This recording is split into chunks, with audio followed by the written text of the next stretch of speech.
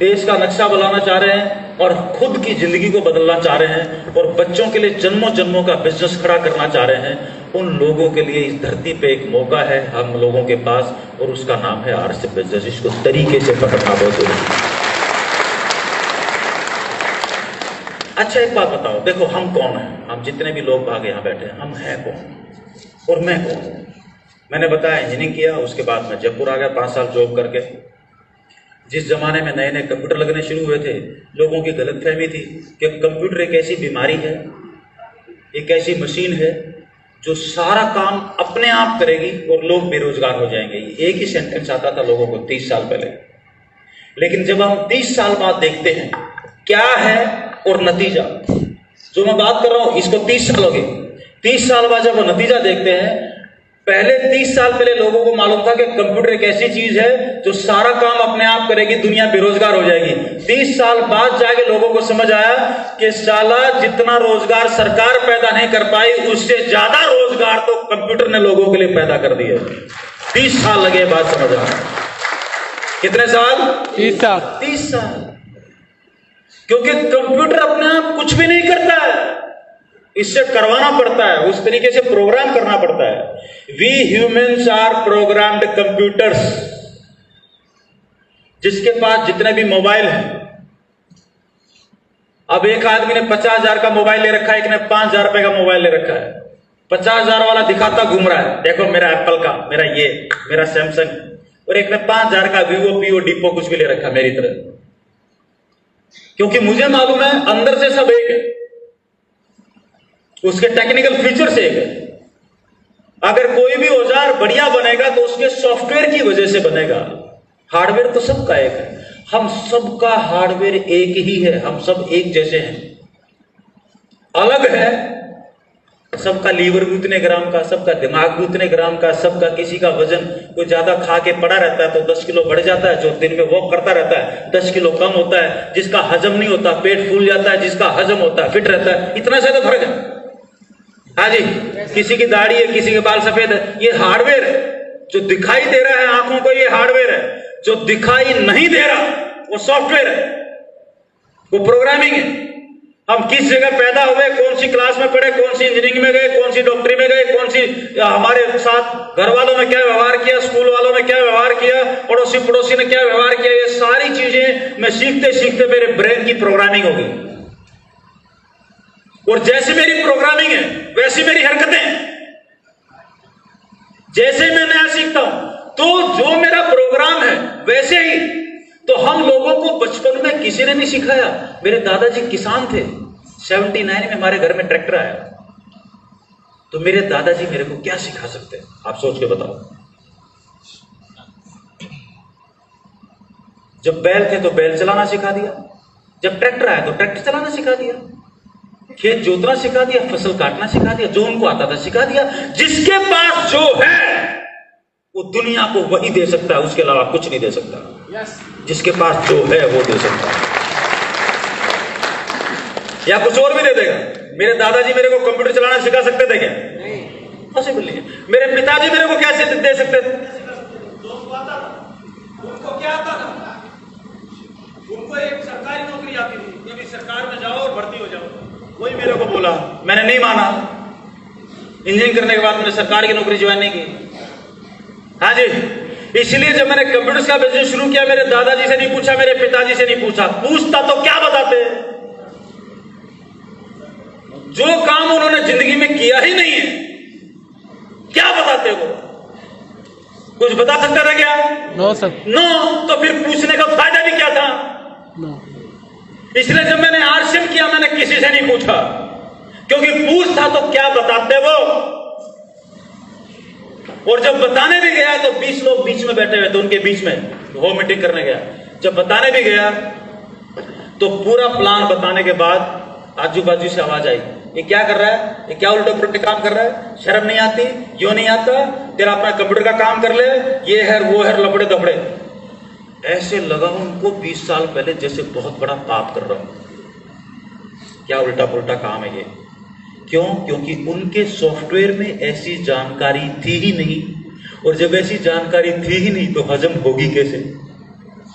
हमने किताबें चाटी, हमने मेहनत की कि दुनिया का डायरेक्ट सेलिंग दुनिया का सबसे बड़ा अजूबा इस धरती पे हम जैसे लोगों के लिए, जिन लोगों के पास व्यापार करने के लिए पैसा नहीं है, आगे बढ़ने के लिए रास्ता नहीं है, और हम लोगों को हमारे जन्म में ये बिजनेस मिला है। ध्यान रखना, आपके दादाजी के टाइम पे आरसिम था क्या?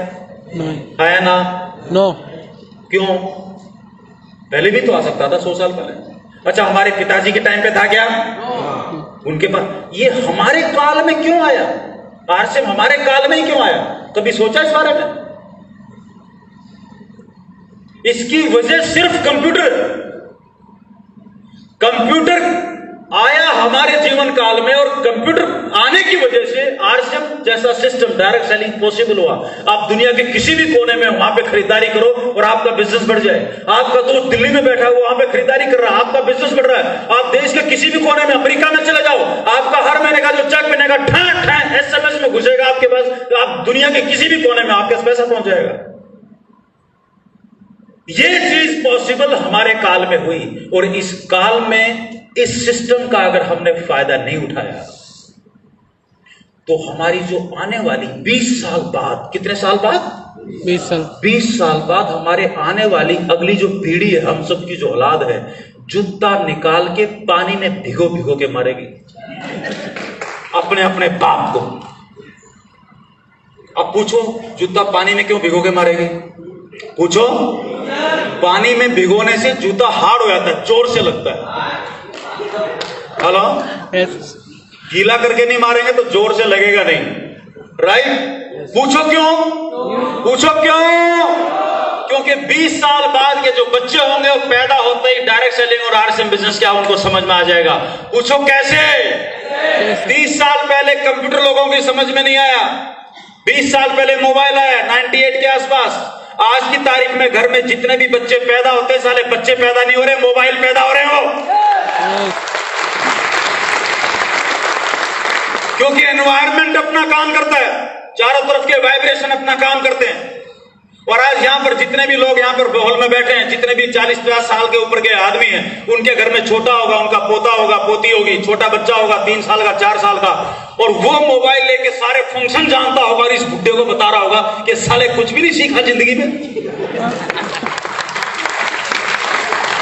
हाँ जी, घर का सबसे इंटेलिजेंट आदमी है आज का 3-4 साल का बच्चा, जो मर्जी फंक्शन पूछवा लो।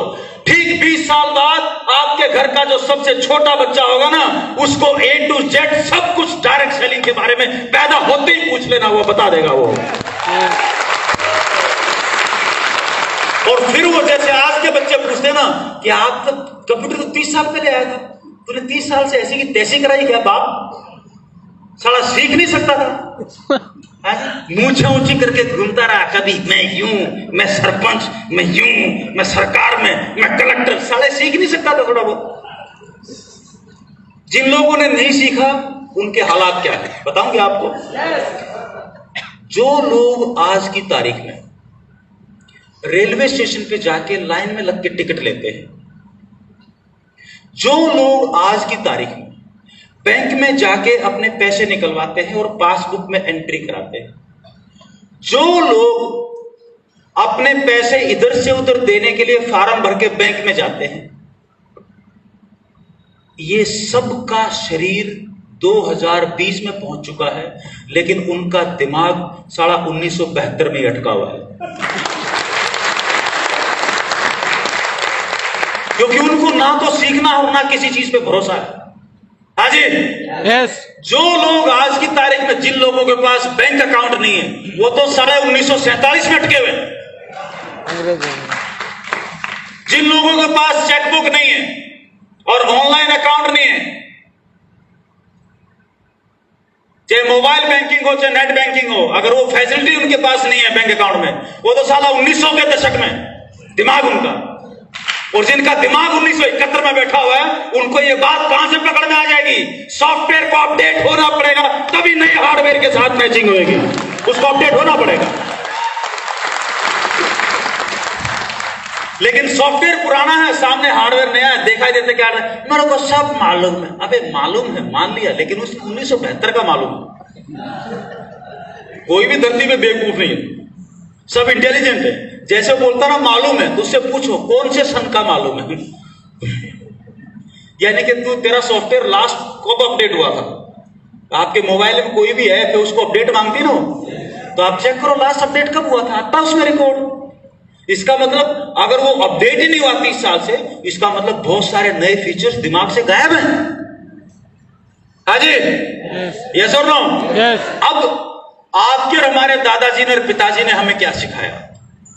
हमारे को कुछ जानकारियां दी, कुछ गाइडेंस दी। वो जितनी भी गाइडेंस थी उसने सहयोग किया हमारे भीतर। अच्छा, आपके मोबाइल में अगर आपको टिकट बुक करनी है, मान लीजिए इंडिगो की फ्लाइट की, तो कौन सी सॉफ्टवेयर आपको मोबाइल में डालना पड़ेगा? अच्छा चलो छोड़ो, ट्रेन की टिकट बुक करनी है तो कौन सा सॉफ्टवेयर डालना पड़ेगा? IRCTC।